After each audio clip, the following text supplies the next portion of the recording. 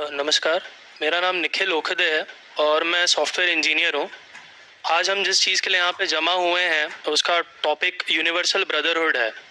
पर मुझे कहीं ना कहीं ऐसा लगा कि हम इंसानों तक सीमित रह गए। मेरा ऐसा कहना है कि हम इंसानों में कुछ इंसान ऐसे भी हैं जिनकी कुछ फीलिंग्स या जिनको जानवरों के बारे में भी थोड़ी फीलिंग्स हैं, और अगर आप उन्हें हर्ट करते हैं तो ये उस इंसान के रिलीजन के प्रति जाना है।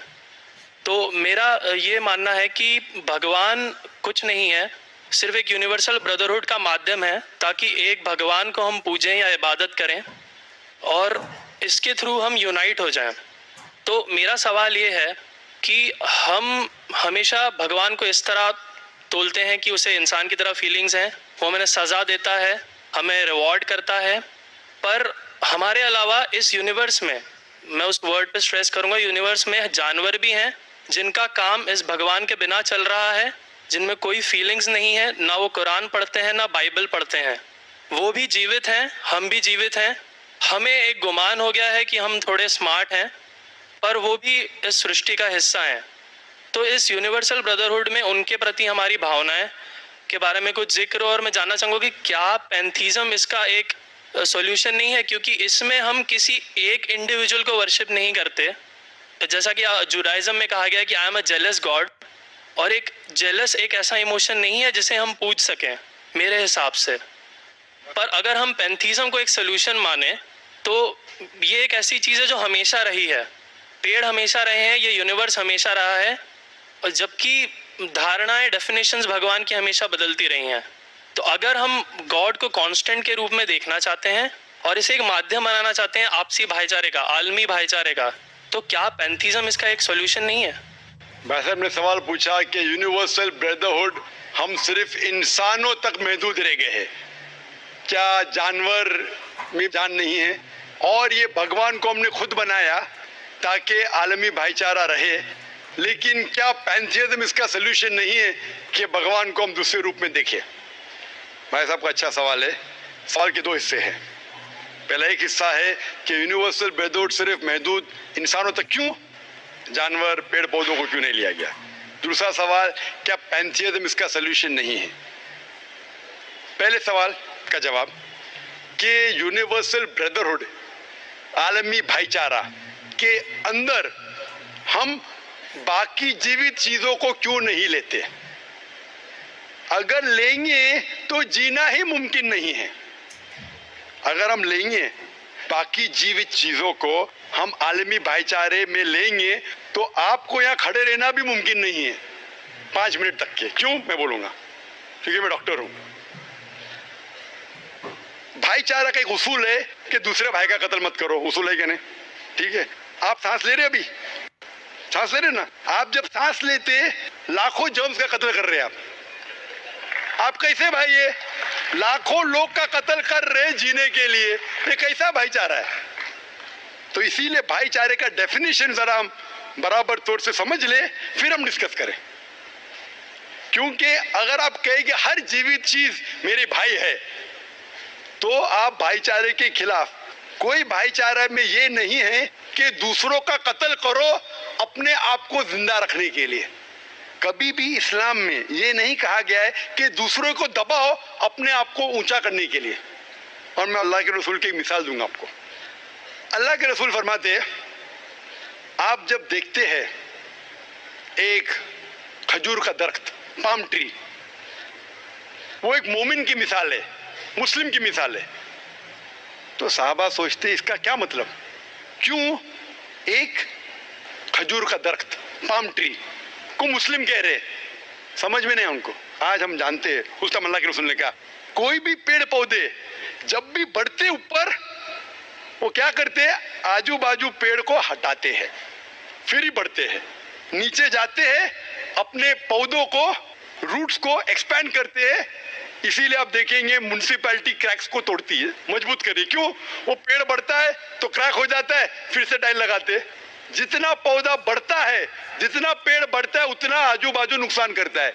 एक वाहिद दरख्त है पाम ट्री, जो जितना ऊंचा जाता है दूसरे को नुकसान नहीं पहुंचे, सीधा जाता है। बाकी लोग यहाँ जाते वहां जाते, इसके घर में घुसते उसके घर में घुसते। ऊपर जाते सीधा, किसी को तकलीफ नहीं देते, नीचे भी जाते सीधा, आजू बाजू घूमते नहीं। अगर आप अपने आप को बड़ा बनने के लिए दूसरों को दबाएंगे, ये मुस्लिम नहीं। तो अगर मैं मानूं आपकी बात को कि हर जीवित इंसान को भाईचारा करूं, तो मुझे जीने का हक ही नहीं, किसी को जीने का हक नहीं है। लेकिन उसका मतलब ये नहीं कि हम दूसरे जीवित लोग को तकलीफ पहुंचाए जानबूझ के। इसीलिए इस्लाम में जब मोहम्मद सल्लल्लाहु अलैहि वसल्लम पैगाम दिए अरब देशों में, अरब मुमालिक में, तो लोग ने कहा ये कैसा इंसान है। जब अल्लाह के रसूल ने कहा कि ऊंट के ऊपर ज्यादा वजन मत डालो, हराम है, घोड़े को ज्यादा तकलीफ मत दो, तो लोग कहने लगे ये तो अभी इंसानों की हुकूक की बात कर रहा था, अभी जानवरों के हुकूक की बात कर रहा है। अल्लाह के रसूल फरमाते जब एक शख्स आग उगाता, मुझे आग को बुझाओ, क्यों? उधर चींटियां मर रहे हैं। उसका मतलब जानबूझ के कोई भी जीवित चीज को मारना हराम है। सिर्फ अनजाने में इजाजत है, या जिसकी इजाजत खुदा ने आपको दी है, जिसकी इजाजत दी है खुदा ने। मिसाल के तौर पे मनुस्मृति में चैप्टर नंबर 5 श्लोका नंबर 21 में लिखा है कि खुदा ने कुछ जानवरों को बनाए खाने के लिए और किसको खुराक बनने के लिए, some to be eaten some to eat. अगर वो खाने वाला जानवर दूसरे जानवर को खाता है जिसको खुराक के लिए बनाया है, तो कोई गुनाह नहीं है। मनुस्मृति चैप्टर नंबर 5 श्लोक नंबर 30 में अगर आप उस जानवर का कत्ल करते जो खाने के लिए बनाया गया है, तो आप गुनाह नहीं कर रहे। Manusmriti chapter number 5 shloka number 39 में सैक्रिफिशियल एनिमल, जो एनिमल कुर्बानी के लिए बनाए गए, उसकी कुर्बानी देना गुनाह नहीं है। मैं क्यों हिंदू धर्म से कह रहा हूँ, मुस्लिम से भी कह सकता हूँ, बहुत से हवाले। उसका मतलब हमें किसी को तकलीफ नहीं देना चाहिए। लेकिन अगर अनजाने में चलते चलते चींटी मर गई तो आप बाहर चले नहीं सकेंगे। आप सांस लेंगे जर्म, तो अल्लाह ताला ने जर्म को पैदा किया है मरने के लिए आमतौर पे, तो आप गुनहगार नहीं। मालूम कुछ जैन लोग मास्क पहनते तो भी मरते, पानी को उबालते, उबालने से मार रहे, उबालने पानी पी के फायदा क्या? अंदर मारने के बदले बाहर मार रहे, क्या फायदा? ये मुमकिन ही नहीं है। लेकिन जानबूझ के कोई जानवर को, और एक मिसाल दूंगा, हमारे खतीब जुमा नमाज पढ़ाए थे कल, डॉक्टर उस्मान, उनने अपने खुतबे में मिसाल दी थी। क्या एक औरत थी जो बहुत बेहया थी, क्या कहेंगे, जो आम तौर पे लोगों की जीनत थी। मैं लफ्ज उर्दू जरा मेरी कमजोर है, मैं किसी को ठेस नहीं पहुंचाना चाहता। इंग्लिश में कहेंगे नॉट विद गुड कैरेक्टर, बाजारी औरत।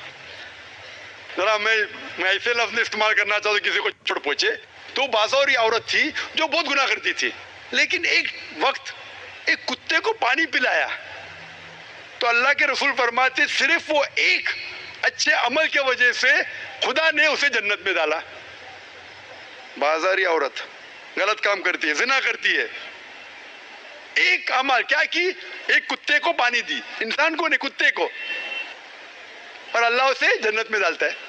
दूसरी तरफ एक अच्छी औरत, नेक औरत, लेकिन एक बिल्ली को बंद करती है, चेन करके रखती है, उसकी आजादी को कैद करती है, अल्लाह ताला उसको जहन्नम में डालता है, नरक में डालता है। इसे कहते हैं जानवरों के हुकूक। मतलब जानवरों के भी हुकूक इस्लाम में है। अल्लाह के रसूल फरमाते कि चिड़िया की जान भी मत लो बिना वजह। चिड़िया, स्पैरो, आप पढ़ेंगे कुरान में और हदीस में कई इसके पर लेक्चर। तो इसलिए हम मानते हैं कि जीवित चीज का हमें एहतराम करना चाहिए, उसके रूल रेगुलेशन है। बोलेंगे सब जीवित चीज मेरे भाई है, नहीं भाई, सब भाई नहीं है। अभी कुछ लोग इतना करते, कुत्ते के पीछे हर महीने लाख रुपया खर्चा करते। अरे गरीब लोग मर रहे, लाख रुपये से 10 घर हर महीने लाख रुपया अपने पूडल के ऊपर डालते हैं। लाख रुपये से कम 10 घर तो चलेंगे ना महीने, 20 घर चलेंगे बम्बई में, हाँ के नहीं? वो 20 घर को संभालो ना, एक पूडल को संभाल रहे। ये किधर का इस्लाम है? ठीक है, जानवर की कदर करो, इतना कदर मत करो कि उसके हाथ में चेन डालो सोने की, ये करो, ये खाना लेके आओ। खाना लेके आते लाख रुपए का, आप समझ रहे ना? तो इतना मत इसराफ करो। इस्लाम के अंदर सिखाया गया है कि भाईचारा, जो मैंने जिक्र किया, बट जानवरों को भी देखो और उसके साथ अच्छा बर्ताव करो, बिना वजह किसी जानवर का कत्ल मत करो। ये आपका सवाल था। आपका दूसरा सवाल इसके अंदर जवाब हो गया। आप कहते हैं कि पैंथियज्म, सबको खुदा मानना, इसका जवाब है। उसका जवाब में कहा था, हमारे भाई जो अवतार सिंह थे ना, उसने कहा था पैंथियज्म, सब कुछ खुदा है, सब कुछ खुदा है। इससे क्या होता है कि सब कुछ खुदा है, मतलब अगर आप सबको खुदा मानते, चोर को भी खुदा मानते, डाकू को भी खुदा मानते, खुदा का मतलब उसका कहना मानना, बराबर के नहीं, उसकी इज्जत करना, उसकी इबादत करना, वो जो कहता है उसकी बात मानना। तो आप अगर वो चोर को खुदा बोलेंगे, वो बोलेगा चोरी खुदा, चोरी करना शुरू करेंगे। वो बलात्कार करने वाला कहेंगे आपसे, आप उसको खुदा बोलेंगे, चल मैं बलात्कार कर, आप करेंगे? करेंगे? तो इसी तरह ये इलॉजिकल है। खुदा एक है और सिर्फ उसकी इबादत करना चाहिए। और ये जो फिलॉसफी है, ये फिलॉसफी जो आप बोल रहे, किधर से आई? इसे कहते हैं एंथ्रोपोमॉर्फिज्म। क्या कहते हैं? एंथ्रोपोमॉर्फिज्म, मतलब गॉड ने हर चीज की शक्ल हासिल की। और इसके अंदर एक फिलॉसफी है कि खुदा इतना पाक, इतना नेक, वो जानता नहीं कि किस तरीके से इंसान को तकलीफ होती है। और ये एंथ्रोपोमॉर्फिज्म जो फिलॉसफी है, खुदा अलग अलग चीज में शामिल होते हैं। और कई मजहब, इस्लाम के अलावा कोई मजहब कहता है कि खुदा एक बार इंसान का रूप हासिल किया, कुछ मजहब कहते हैं अनेक बार। और उनकी लॉजिक है कि खुदा इतना पाक, इतना नेक, इतना महान, उसे पता नहीं इंसान की तकलीफ क्या है, इंसान को किस चीज का बुरा लगता है। इतना नेक, इतने पाक, इंसान को दर्द कैसा होता है, इंसान को तकलीफ कैसा होती है। तो ये खुदा जो नेक और पाक है, जानने के लिए इंसान के उसूल क्या होना चाहिए, वो इंसान का रूप धारण करते हैं। ये फिलॉसफी है एंथ्रोपोमॉर्फिज्म की। ऊपर से लगता है बहुत लॉजिकल है, खुदा इतना नेक, इतना पाक, इतना दयालु, वो जानता नहीं बेचारे इंसानों की क्या तकलीफ है, क्या मजबूरी है, क्या मुश्किलात है। तो इंसान का रूप धारण किया लिखने के लिए, क्या इंसान के लिए अच्छा है बुरा है। ऊपर से देखे तो बहुत अच्छा लगता है, लेकिन तहकीक करेंगे मंतिक से तो एकदम ही गलत।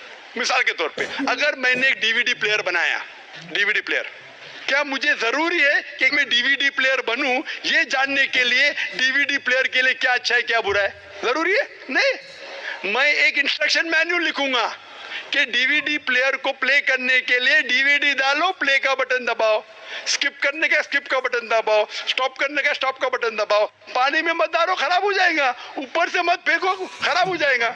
मुझे डीवीडी प्लेयर बनने की जरूरत नहीं। इसी तरीके से खुदा हमारा खालिक है, हमारा बनाने वाला है, हमारा पैदा करने वाला है, उसको इंसान बनने की जरूरत ही नहीं। वो क्या करता है? इंस्ट्रक्शन मैन्युअल लिखता है, इंसान के लिए क्या अच्छा है क्या बुरा है, क्या खाना चाहिए क्या नहीं खाना चाहिए, कैसा इबादत करना चाहिए। और इस खुदा का आखिरी इंस्ट्रक्शन मैन्युअल है कुरान। इस ईश्वर, इस भगवान, इस अल्लाह, इस खुदा का आखिरी इंस्ट्रक्शन मैन्युअल है कुरान। इस कुरान मजीद में लिखा है आपके लिए क्या अच्छा है क्या बुरा है, किस तरीके से जानवर से अच्छा बर्ताव करना चाहिए, किस तरीके से भाईचारा बढ़ना चाहिए, किस तरीके से गरीबों की मदद करना चाहिए, सब लिखा है इसमें। खुदा को खुद इंसान बनने की जरूरत नहीं, क्योंकि वो हमारा खालिक है, हमारा मालिक है। तो इसीलिए ये पैंथियज्म फिलॉसफी इज टोटली रॉन्ग। और वेद में किधर नहीं लिखा है, आप जाएंगे दूसरी किताबों में लिखा है, आप अगर देखेंगे मेरी कैसेट हिंदुइज्म एंड इस्लाम पे, लेकिन वो किताबें वेद से ऊंची नहीं है।